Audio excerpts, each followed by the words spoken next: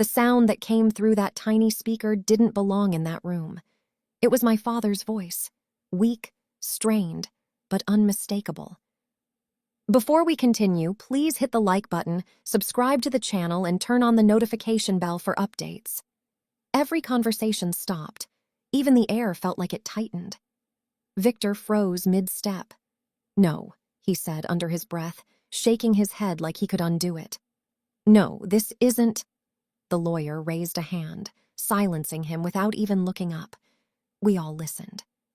"If you're hearing this—" My father's voice crackled, uneven. "Then something has gone very wrong." A chill ran straight through me. Across the room, my daughter Leora stood beside the table, her small hands still resting on the open box. I'd eyes wide as she looked between the recorder and the adults who suddenly didn't know where to stand. No one was in control anymore, not even Victor. "You need to turn that off," he snapped, louder now, stepping toward the table. "This isn't part of the will. This isn't legal." But the lawyer finally looked up, really looked at him this time, and there was something different in his expression. Not uncertainty, concern. "For the record," he said carefully, "your father left instructions regarding any personal items delivered at the time of the reading." Victor's jaw tightened.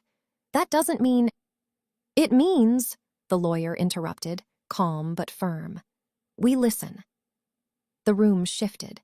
Relatives who had ignored me minutes ago were now leaning forward, watching, whispering, because something didn't fit anymore.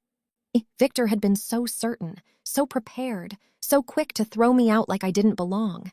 And now, my father's voice was cutting straight through everything he'd just claimed. On the recording, there was a pause, a rough breath. Then, I was not alone when I signed those papers. Victor's hand slammed against the table. "Turn it off," he shouted. But no one moved, not the lawyer, not the family, not even me. Because for the first time since I walked into that room, I realized I hadn't left anything behind by accident, and whatever was inside that box was exactly what Victor was afraid of. The recording crackled again, and then my father said my name. Victor's voice didn't sound controlled anymore. "Turn it off," he repeated, but this time there was something underneath it, something tight, almost desperate. No one listened.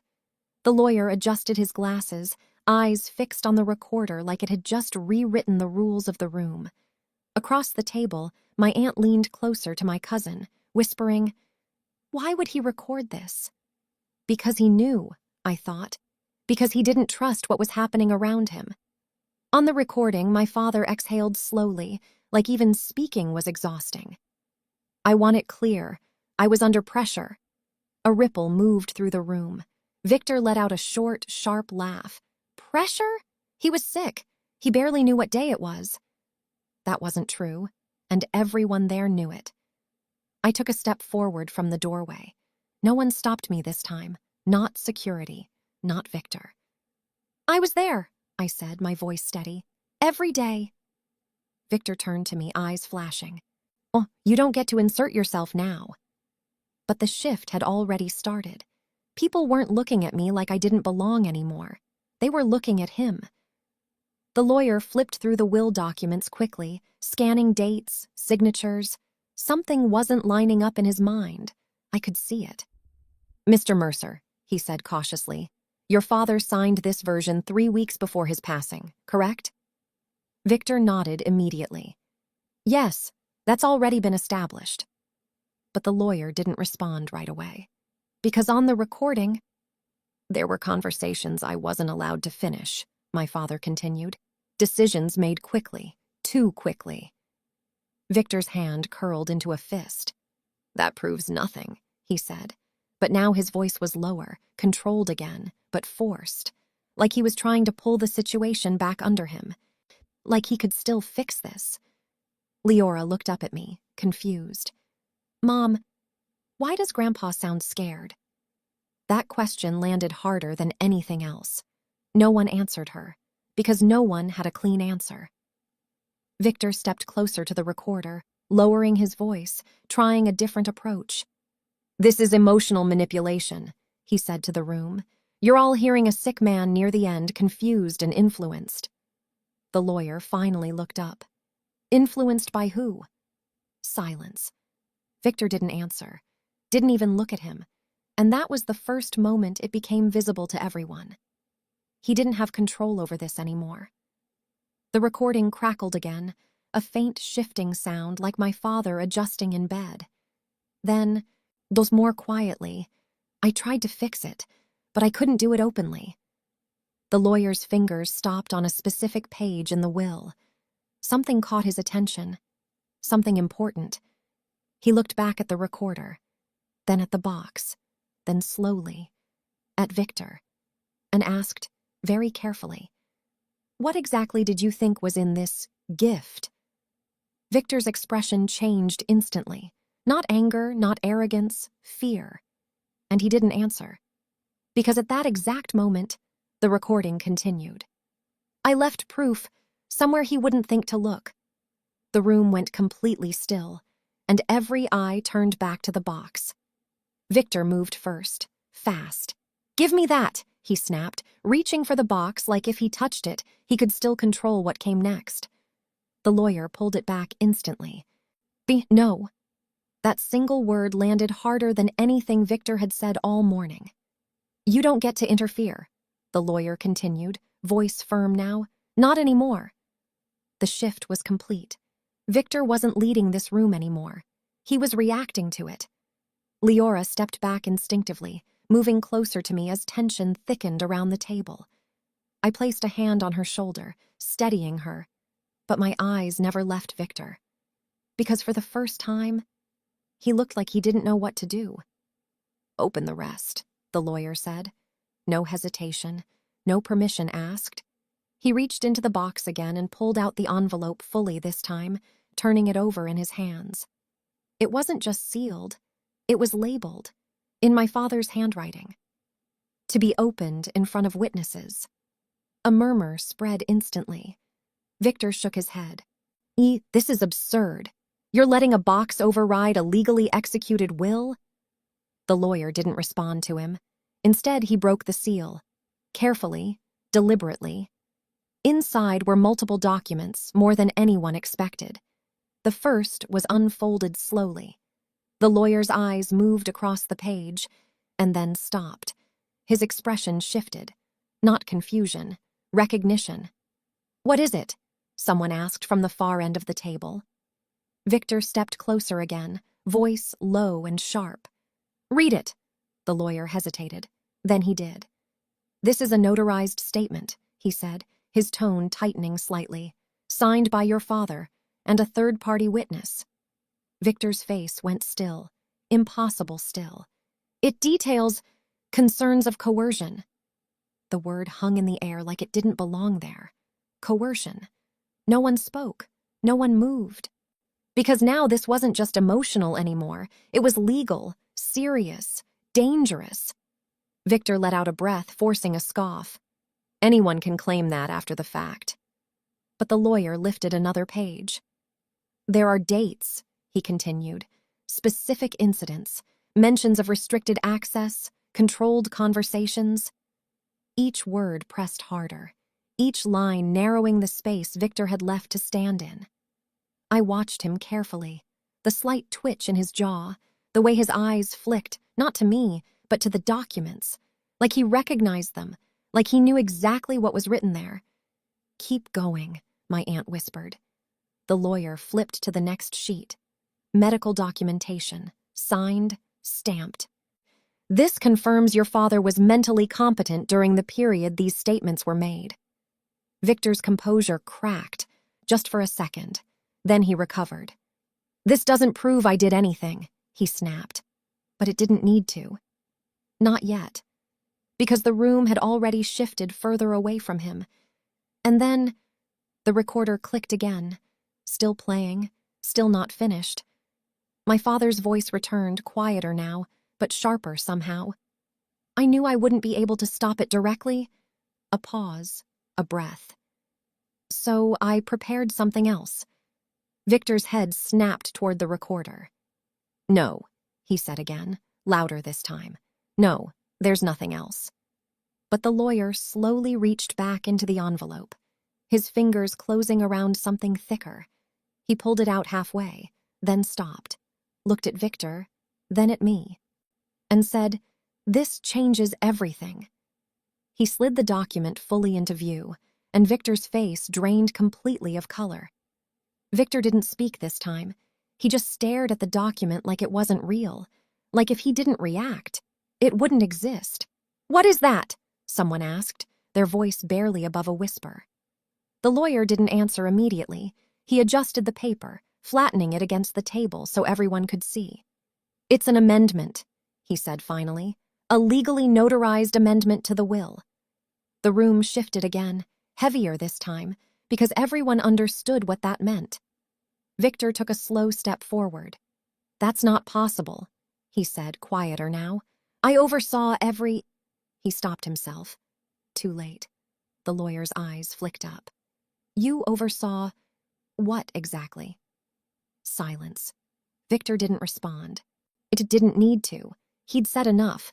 The lawyer continued, more firmly now. "This amendment appoints a new executor." A pause. Then he looked directly at me.